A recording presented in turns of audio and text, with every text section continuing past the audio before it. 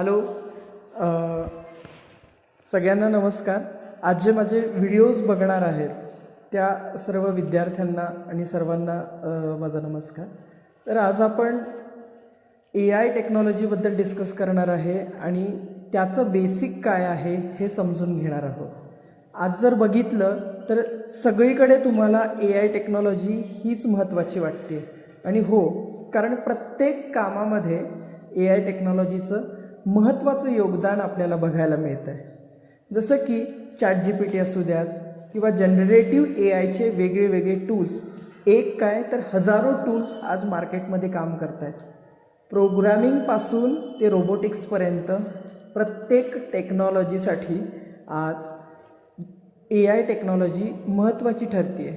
Machine learning, deep learning, image processing आणि Python हे AI technology डेव्हलपमेंटचे अतिशय महत्त्वाचे भाग आहेत आणि त्याचाच खरा बेस किंवा आपण असं म्हणू शकतो की अविभाज्य घटक ज्याच्या हेल्पनी AIचे वेगवेगळे टेक्नॉलॉजी आणि टूल्स डेव्हलप होत आहेत. तो महत्त्वाचा भाग कोणता आहे तर तो आहे पायथन प्रोग्रामिंग. त्याच्याशिवाय आपण कोणतीही टेक्नॉलॉजी आणि टूल्स डेव्हलप करू शकत नाही. इवन दो मी तुम्हाला हेही सांगेन की पायथन ही अतिशय सोपी आणि सिंपल लँग्वेज आहे, जी इतर लँग्वेजेसला समजायला जेवढा वेळ लागतो, जमायला जेवढा वेळ लागतो त्यापेक्षा कमी वेळ तुम्हाला पायथन शिकण्यासाठी लागेल. आणि तीच गोष्ट आज आपण इथून पुढच्या सिरीजमध्ये बघणार आहोत. तर पायथन शिकत असताना कोणत्या महत्त्वाच्या गोष्टी आपल्याला बघायच्या आहेत, कोणत्या गोष्टी महत्त्वाच्या आहेत ते आपण समजून घेणार आहोत. तर सगळ्यात पहिल्यांदा आपण पायथनची ओळख करून घेऊयात. पहिला जो भाग आहे तो आहे इंट्रोडक्शन टू पायथन. कारण आज त्या लँग्वेजशिवाय कुठल्याही कामाला सुरुवात करता येत नाही, मी असं सहज म्हणून जाईन. आणि आज प्रत्येक विद्यार्थ्याला प्रत्येक गोष्टीमध्ये पायथन तितकंच महत्त्वाचं आहे आणि त्याचे बेनिफिट्स आपण जेव्हा पायथन शिकतो तेव्हा तितकेच होणार आहेत. कारण या टेक्नॉलॉजीच्या सहाय्याने आपण स्वतःचे टूल्स सुद्धा, स्वतःचे ॲप्लिकेशन्स, स्वतःच्या वेबसाईट्स डेव्हलप करणार आहोत. चला तर मग बघूयात introduction to the Python.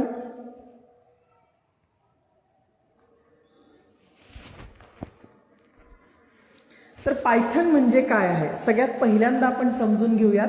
What is Python? Python ही एक प्रोग्रामिंग लँग्वेज आहे ज्याच्या हेल्पनी आपण वेगळे वेगळे मॉड्यूल्स डिझाईन करू शकतो, वेगळे वेगळे ॲप्लिकेशन्स डिझाईन करू शकतो, वेगळे वेबसाईट्स डिझाईन करू शकतो. म्हणजे ह्युमन रिसोर्सेसमध्ये किंवा डिजिटल टेक्नॉलॉजीच्या इरामध्ये आपल्या ज्या बेसिक नीड्स आहेत त्या नीड्सना, इवन दो सॉफ्टवेअर डेव्हलपमेंटसाठी सुद्धा पायथन तितकंच महत्त्वाचं आहे. म्हणजे बऱ्याच लोकांना प्रश्न पडलेला आहे की पायथनच का? तर बघायचं झालं ना तर जावा हे एक प्रोग्रामिंग लँग्वेज आहे, सी प्रोग्रामिंग लँग्वेज आहे, C++ ही एक प्रोग्रामिंग लँग्वेज आहे, जावा स्क्रिप्टिंग ही एक वेगळी प्रोग्रामिंग लँग्वेज आहे, C# आहे, .NET आहे. सध्या मार्केटमध्ये खूप साऱ्या प्रोग्रामिंग लँग्वेजेस प्रेझेंट आहेत. पण त्याच्याबरोबरच पायथन हे जास्त डिमांडिंग का आहे किंवा मोस्ट युजफुल लँग्वेज असं म्हटलंय, म्हणजे सध्या सगळ्यात जास्त उपयोगात येणारी ही पायथन लँग्वेजच का आहे या बेसिसवर जर आपल्याला बघायचं झालं, जसं की ChatGPT, आज प्रत्येक व्यक्ती ChatGPTचा प्रत्येक कामासाठी उपयोग करतोय. पण सगळ्यांना माहिती आहे का की LLM हे मॉड्यूल ChatGPTच्या बेसच्या पाठीमागे आहे. ChatGPT काम करतंय पण त्याच्या पाठीमागे मात्र LLM आहे आणि LLM हा पायथनचाच एक भाग आहे. लार्ज लेवल मॉडेल लँग्वेज ही पायथनचाच एक भाग आहे. अर्थातच आपण असं म्हणू शकतो की ChatGPTचं डिझाईन करत असताना, ChatGPT सारख्या टूल्सचं डिझाईन करत असताना, AI टूल्सचे डेव्हलपमेंट करत असताना पायथनची गरज पडते. अर्थातच पायथन हे मोस्ट युजफुल आहे, कारण पायथनच्या हेल्पनी तुम्ही वेबसाईट डिझाईन करू शकता, पायथनच्या हेल्पनी तुम्ही सॉफ्टवेअर डेव्हलप करू शकता, पायथनच्या हेल्पनी तुम्ही AI टूल्स डेव्हलप करू शकता, पायथनच्या हेल्पनी तुम्ही ऑलराऊंडर सगळीही कामं करू शकता.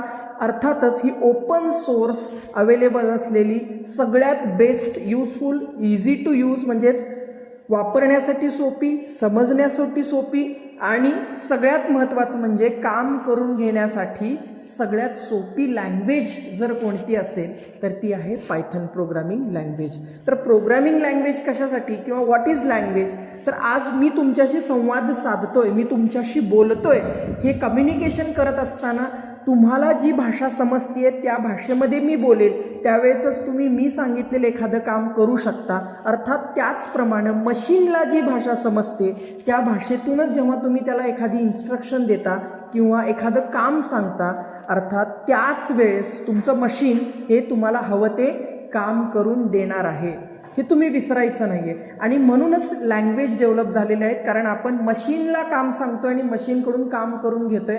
अर्थातच कुठल्याही ह्युमन लेस म्हणजेच माणसाच्या मदतीशिवाय आपण एखादं जेव्हा काम करून घेत असतो, अर्थात त्यावेळी आपल्याला रोबोटिक्स म्हणून मार्केटमध्ये किंवा रोबोटिक्स इंजिनिअरिंग डेव्हलप झालेलं आहे की माणसाच्या मदतीशिवाय काम पूर्ण करून घेणं किंवा माणसाच्या बुद्धिमत्तेचा उपयोग न करता कृत्रिम बुद्धिमत्तेचा उपयोग करून घेणं, अर्थात कृत्रिम बुद्धिमत्ता ह्यालाच इंग्लिशमध्ये आर्टिफिशियल इंटेलिजन्स असं म्हटलेलं आहे, रोबोटिक्स इंजिनिअरिंग असं म्हटलेलं आहे. त्याचाच एक बेस जो महत्त्वाचा आहे दॅट इज व्हॉट पायथन. आणि पायथन समजून घेतानाच आपल्या लक्षात येतं की Python is a high level programming language, अतिशय उच्च दर्जाची ही प्रोग्रामिंग लँग्वेज आहे. इतर अवेलेबल असलेल्या इतर मार्केटमध्ये प्रेझेंट असलेल्या भाषांपेक्षा प्रोग्रामिंग लँग्वेजेसपेक्षा पायथन ही हाय लेवल प्रोग्रामिंग लँग्वेज आहे.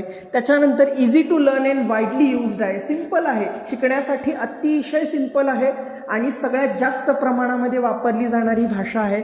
आणि सगळ्यात महत्त्वाचं म्हणजे वेब डेव्हलपमेंट असू द्या, as we have discussed before, आत्ताच आपण चर्चा केलेली आहे त्याच गोष्टीवरती की कुठे कुठे ही भाषा वापरली जाते, तर ती म्हणजे वेब डेव्हलपमेंट आहे, AI अँड डेटा सायन्स आहे, AI टूल्स डेव्हलपमेंट आहे, ऑटोमेशन आहे, रोबोटिक्स इंजिनिअरिंग आहे.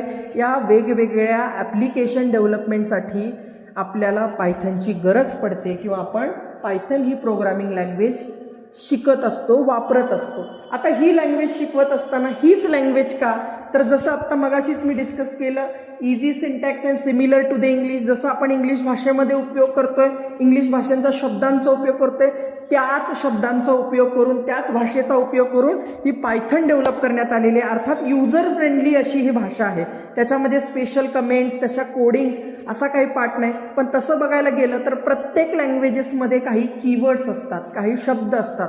तर याच्यामध्ये सुद्धा पायथन प्रोग्रामिंगमध्ये सुद्धा 52 कीवर्ड्स अर्थात 52 कीवर्ड्स आहेत आणि ह्या 52 स्पेसिफिक शब्दांच्या साहाय्याने ही भाषा विकसित केली गेलेली आहे, जी की मशीनला समजते. आणि या शब्दांचा उपयोग करून जेव्हा तुम्ही मशीनशी संवाद साधता, अर्थात तुम्हाला जे काम हवंय ते तुम्ही त्या मशीनला सांगणार आहात, हे जेव्हा तुम्ही सांगणार पण विथ द हेल्प ऑफ म्हणजेच त्या 52 शब्दांच्या साहाय्याने, तेव्हा नक्कीच तुम्हाला ते अतिशय सोप्या पद्धतीने तुम्हाला ते काम करून मिळणार आहे. अर्थात ते 52 कीवर्ड्स कोणते आहेत ते आपण पुढच्या व्हिडिओमध्ये बघणार आहे. पण why Python, because Python is similar to the English language. याचे जे शब्दार्थ आहेत ते अतिशय सोपे आहेत आणि इंग्लिश भाषेप्रमाणे आहेत, जे की मी तुम्हाला 52 कीवर्ड्स सांगितले. त्याच्यानंतर बघा less code and as compared to other languages, म्हणजे बाकीच्या लँग्वेजेसमध्ये एक छोटासा कोड जरी करायचा असेल तर 4 लँग्वेज 5 लाईन 6 लाईन या 6 ओळींचा 10 ओळींचा असा कोड करावा लागतो. पण आपण पायथनमध्ये एका लाईनमध्ये सुद्धा 5 ओळीचं काम करून घेऊ शकतो. म्हणूनच पायथन हे मोस्ट वाईडली यूज्ड आहे, जास्त प्रमाणामध्ये वापरलं जातं.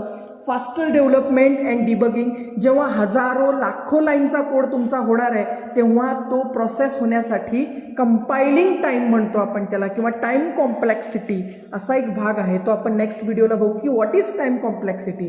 एखादा कोड जेव्हा रन करायला वेळ लागतो तो वेळ पायथन प्रोग्रामिंगमध्ये कमी लागतो as compared to other languages. म्हणून पायथन जास्त करून आज वापरली जाते. That is what the answer of why high level language. का हाय लेवल लँग्वेज पायथनला म्हटलेलं आहे हे आता आपण बघितलं. पुढे आपण बघणार आहोत की पायथन प्रोग्रामिंगचे कोणते कोणते मोड्स आहेत, कुठल्या कुठल्या मोडमध्ये पायथन प्रोग्रामिंग आपण करू शकतो. तर त्याचे बेसिकली 2 मोड आहेत. एक आहे तो इंटरॅक्टिव्ह मोड आणि दुसरा आहे स्क्रिप्टिंग मोड. आत्तापर्यंत जे प्रोग्रामिंग बघितलं आपण किंवा ज्या कोणत्या लँग्वेजेस बघितल्या लाईक जावा, .NET, C#, C++, ह्या सगळ्या वेगळ्या वेगळ्या प्रोग्रामिंग लँग्वेजेस आहेत, ह्या स्क्रिप्टिंग मोडमध्ये काम करतात. अर्थातच काय, what is scripting mode? Scripting mode हे काय आहे? तर स्क्रिप्टिंग मोड म्हणजे तुम्ही एखाद्या कोड पूर्णपणे लिहून घेता, त्याची एक स्क्रिप्ट क्रिएट केली जाते, त्याची एक फाईल क्रिएट केली जाते, त्याची फाईल निर्माण झालेली असती, तयार झालेली असती, ती पूर्ण फाईल रन केली जाते, तेव्हा त्याला स्क्रिप्टिंग मोड असं म्हणतात. पण पायथन ही इंटरॅक्टिव्ह मोडमध्ये सुद्धा काम करते. अर्थातच लाईन बाय लाईन, प्रत्येक लाईनचा कोड सुद्धा तुम्ही एक्झिक्यूट करू शकता. That is what very important part in the Python.